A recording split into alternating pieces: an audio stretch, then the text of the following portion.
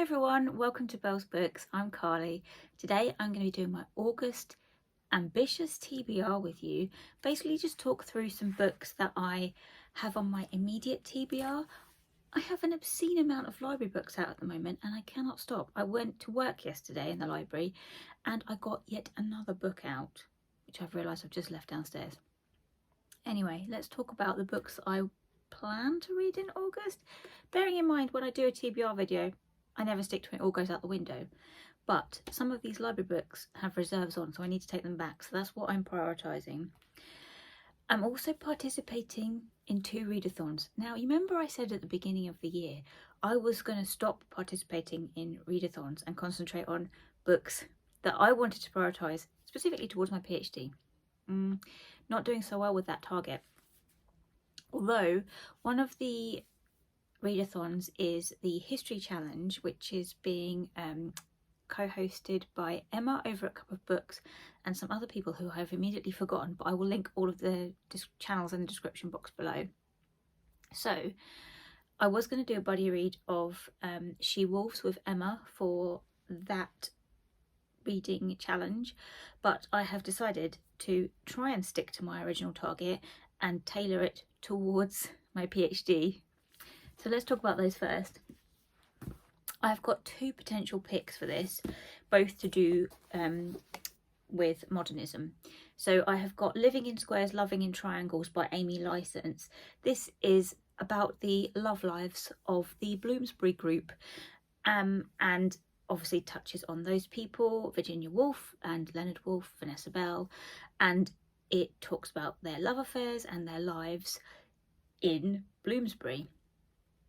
So because this kind of relates to modernism, I'm counting it as context research for my PhD. So there's that option. Also, I'm really missing, I mean, I could go back into London now, but I'm still very nervous about getting on the train. And I have no need to go back to Birkbeck at the moment. I'm using the library postal service. It is fantastic. I do miss being in Bloomsbury though, where my usual seminars are held for my PhD, and I miss being in that building and around that area. So I thought this would be a nice way to get back into the spirit of that place. Also, I have No Modernism Without Lesbians by Diana Souhami. What a great title! This book is about 4 different women. I have only heard of one of them. That's Gertrude Stein. So we've got Sylvia Beach, Briar, Natalie Barney and Gertrude Stein. And like I say, I've only ever heard of Gertrude Stein. This is about those 4 women and how they blazed a trail and kind of defied the patriarchy and loved women and did what they liked. So that sounds awesome, but it is quite chunky. Right, so those are the 2 picks that I am possibly going to read for the History Challenge. Like I say, I'm dipping into these readathons. So the History Challenge, I'm only going to read 1 book or attempt to read 1 book for it. I'm also participating in Simon's book Hibernation, but I'm only going to be reading the group read. So I'm going for Love in Colour by Bolu Babalola because I've had this a while. I've really wanted to read it for a while. Perfect excuse when it comes up on a group read for a readathon. This is a collection of short stories that retell, sorry, I thought Dan was singing really loudly, he probably was, that retell, I think it's myths from around the globe that are, here he comes. Back from the box. These are short stories that are basically love stories that retell myths and legends from around the world, from different cultures. I think it sounds lovely. Anyway, although I'm not big on romance, I don't read romance, I don't generally like love stories, so we'll see how we go with this one. Right, one that I am definitely going to read because I have to take it back to the library is Second Place by Rachel Cask. I got this out of the library before it hit the Booker long list. I'm so glad I did, because immediately after it hit the Booker long list, the reserves on it went through the roof. So now there's 7 reserves on this. Well, there were last time I checked. So I cannot extend this. I can't renew it. I have to finish it. Also, it's not very long, so it shouldn't take me very long. I'm going to read this next. I'm going to be starting this like today. This book is about a woman who is, I think she lives on an island, a coastal landscape where she lives, has invited an artist to come and stay with her. I'm assuming it's an artist that she admires, and I guess it's about the interactions of these two people and about art and life, and I think it gets a bit full of tension. But I haven't read any Rachel Cusk before. I've wanted to for ages. This is high on my list. Also, now it's on the Booker, I do want to read it. Then I've got I've got 3 picks for Women in Translation Month. Yet another readathon I'm going for. One of them I've already spoken about because I picked it up recently. The Madwomen's Ball by Victoria Mass. And it is translated from the French by Frank Wynne. This is set in Paris in 1885, I think, and it is around an asylum for women that are put there for questionable reasons. So at this asylum, the doctor that runs it has a ball every year, and it is like the high society Parisians and aristocrats come to this ball and mix with these mad women. So it sounds all kinds of fun, and it says in the blurb that there's a character that turns up, and she is the 19-year-old daughter of a bourgeois family, and she makes friends with the senior nurse. You know something's going to go on with that. This sounds amazing. It's beautiful. It's not very long. I would like to read this for Women in Translation Month. Also for Women in Translation, I found this in the library. Another book I've got from the library when I don't need to because I've got way too many. Strange Weather in Tokyo by Hiromi Kiwakami. I have heard of this before, but only like in terms of I've heard the title floating around. I've heard a couple of people speak about it on BookTube, but not many. So I just saw the title and thought, oh, I'm having that, picking that up. That's going straight in my basket. But I didn't really know what it was about. It's about a woman who bumps into one of her old high school teachers and says it starts a relationship with him, which sounds all kinds of dodge, right? So, I mean, I don't know how I feel about that, but I just started reading like the first few pages, and there's descriptions of food, which I am so here for. I want to read some Japanese literature, right? So this is one of the reasons would like to pick up some Japanese literature. Hiromi Kiwakami is also, I think Jen has mentioned her a lot. So I just wanted to check out some Japanese literature. I haven't read any in a while, or probably at all. So yeah, this sounds weird, but I'm hoping there's going to be a lot of food writing in here. I'm all about the food writing. Another one for Women in Translation Month is a book that I got ages ago and still haven't read. A Decolonial Feminism by Francois Verge. Verge? I don't know if I've said that right. My French is terrible. I haven't done French since A-level. Do you know the only French that I can remember from A-level is Dans la poubelle, s'il te plaît. When we would all come into class chewing gum and our teacher would say, put it in the bin, dans la poubelle. Poubelle. It's one of my favourite words in French. Also, pamplemousse. Anyway, off topic. This is by Francois Verge and it is translated by Ashley Borer. It is a non-fiction book about decolonial feminism. It's a manifesto. So it says that she argues that feminists should not be accomplices of capitalism, racism, colonialism and imperialism. Yeah. It's time to build a feminism that fights not only sexism but also the system that created the bosses, built the prisons and polices women's bodies. Yes, please. I am all for this. It's very short. Also, this is gonna. I'm counting this as part of my research reading. So yes, I'm definitely gonna be reading this.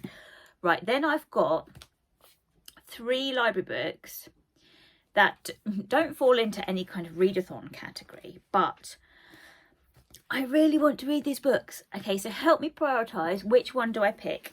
This one I reserved just recently, picked it up purely because Grace over at GK Reads was raving about it in her most recent reading vlog, and she just talked about it again in her July wrap up.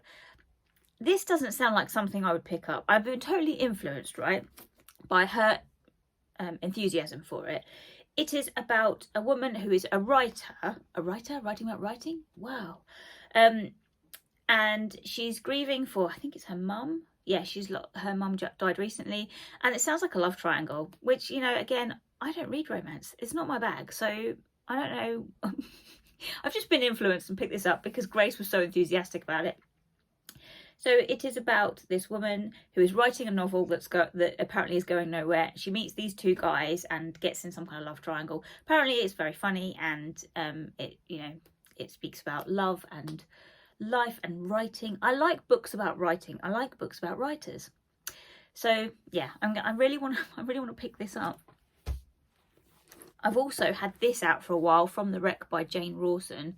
I was trying to tenuously tie this in to the book hibernation prompts, but I can't. I mean, it's set in like this cover is the sea, and it's got what looks like a kraken on it, but the prompts don't fit this book.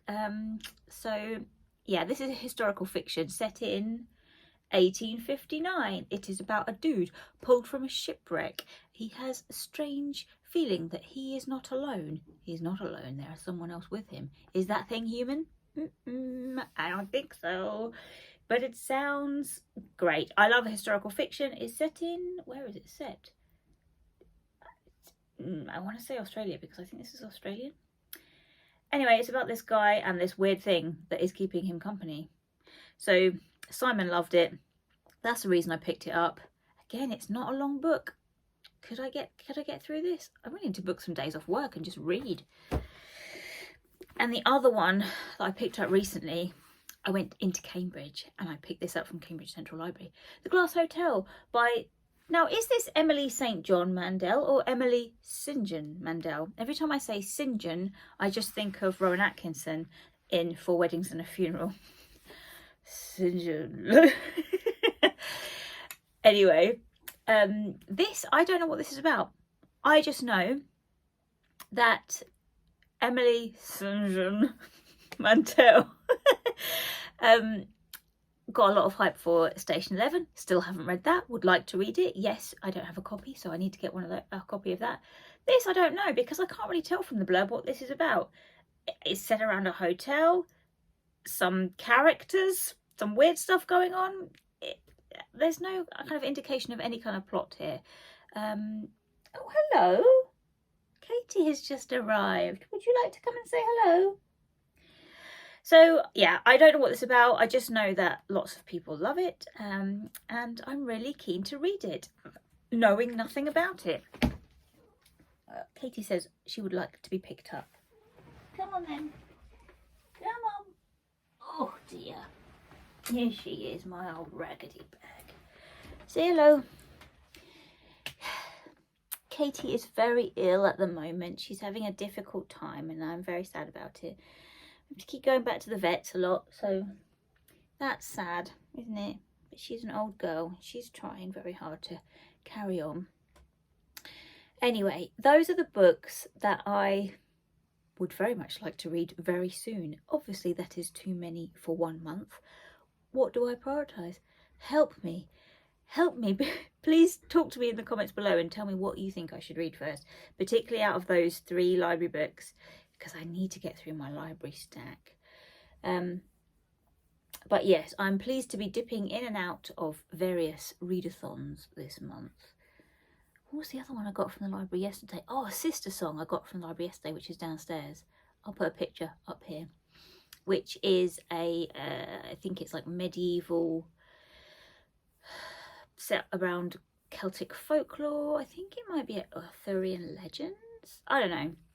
But it sounded like it's fantasy. I'm down for some fantasy at the moment. The other one I haven't spoke about, which I started reading this morning, because I want fantasy, I picked up a YA fantasy. I've just started to read A Curse So Dark and Lonely by an author who I can't remember. Brigid something. Anyway, I'm just down for some fantasy at the moment because I've just finished reading No One Is Talking About This by Patricia Lockwood, and that was very sad. So I just want some fluff. Something light and fluffy. Like this girl, this fluffy girl. Yes, so talk to me in the comments below. Tell me if you've read any of these books, which you would recommend. Would you like to read any of these books? And I will see you all next for my July wrap-up, which hopefully is coming very soon. Katie is just hanging in my arms. It's goodbye from me, and it's goodbye from Katie's fabulous belly. Goodbye!